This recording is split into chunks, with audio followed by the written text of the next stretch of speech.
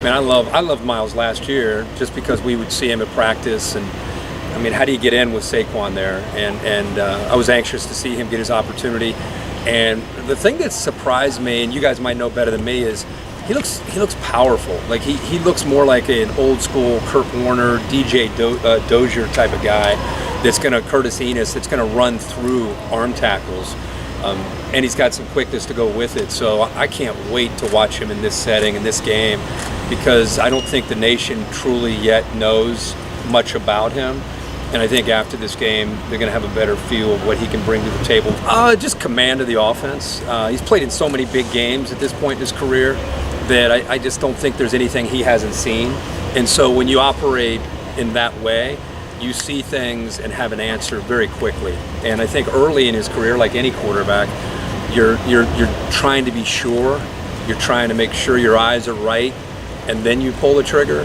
And these last couple years, he's just executing at such a high level, and his ability to know the offense, run, throw, scramble, create.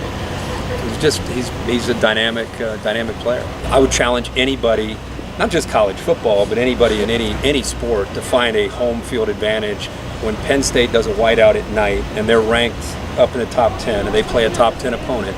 To me, it's as good as there is in the country in any sport. So to me, the whiteout, the crowd, and the Ohio State offensive line, to me, is the whole game. Because if number 7 that's wearing white has time, he's going to pick you apart. But if the linemen are in there and they're panicking on 3rd and 6 and the linemen are going by them, then obviously Penn State's going to win the game. You're going to create turnovers, sacks, and that could be an issue. So how Ohio State's offensive line with that crowd and what the whiteout does will be a big factor in the game.